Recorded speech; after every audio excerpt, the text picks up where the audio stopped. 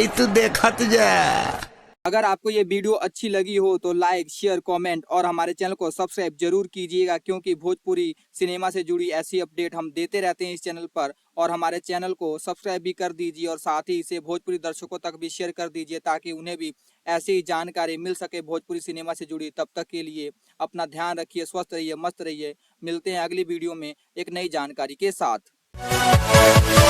Yeah.